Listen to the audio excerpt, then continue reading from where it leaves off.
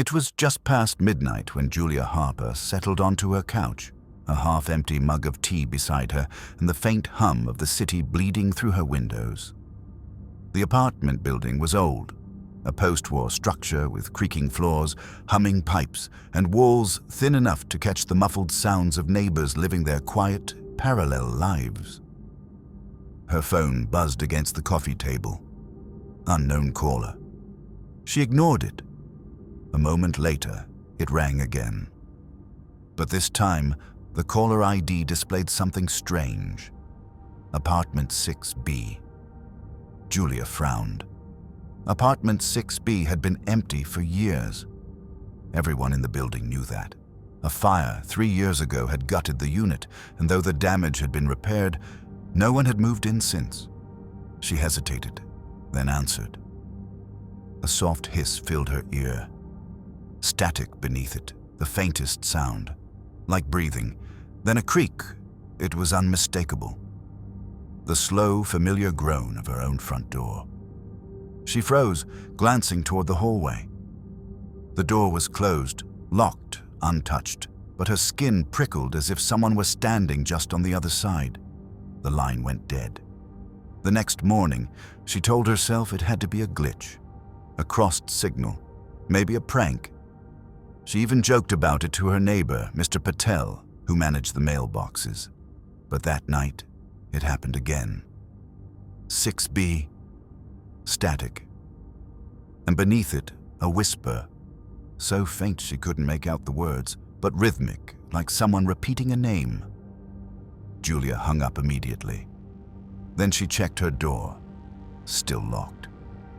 Sleep didn't come easy after that.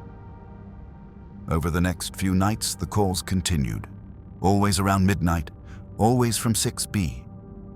Sometimes she heard faint knocks on the wall, as if coming from inside the empty apartment next door. Other times, she'd wake to find her lights flickering or her radio hissing with bursts of white noise. By the 5th night, her fear turned into obsession. She started keeping notes, time of call, duration, sounds. One recording captured what sounded like footsteps. Slow, deliberate, moving closer until the line abruptly cut off. That morning, she went to the building superintendent, Mr. Harris, demanding to see the records for 6B. He sighed.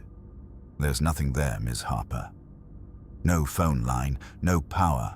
It's been sealed since the fire. When she insisted, he finally agreed to check. Together, they opened the door to 6B for the first time in years. The smell hit her immediately. Dust, damp plaster, and something faintly metallic. The walls were scorched, wallpaper peeled in long curling strips. The air was heavy, suffocating. See? Harris said. No furniture, no phone, just an empty unit, but Julia wasn't listening. She was staring at the far wall, where faint marks streaked the soot. 5 finger trails, dragging downward. That night, the call came again. This time, when she answered, she whispered, "Who is this?" The static deepened, and over it, she heard something that made her blood run cold, a recording of her own voice.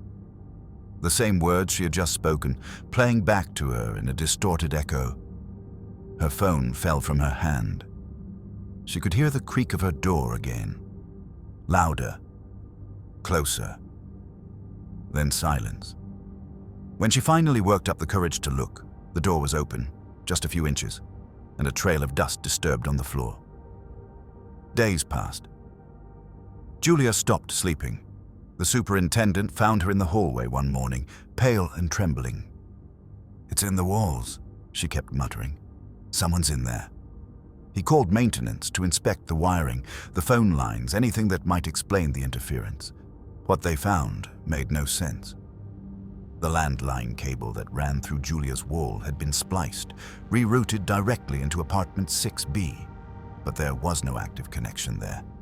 No power, no phone, nothing. The police were called. They pried open the sealed breaker panel in 6B and followed the wires through the burnt walls. At the far corner, Behind a half-collapsed section of drywall, they found an old rotary phone, melted from the fire, still off the hook. The receiver was covered in dust, but when the technician lifted it, something caught his eye. Fresh fingerprints. They ran the prints through the system. No matches. In the days that followed, the calls stopped. The building grew quiet again. But Julia didn't recover.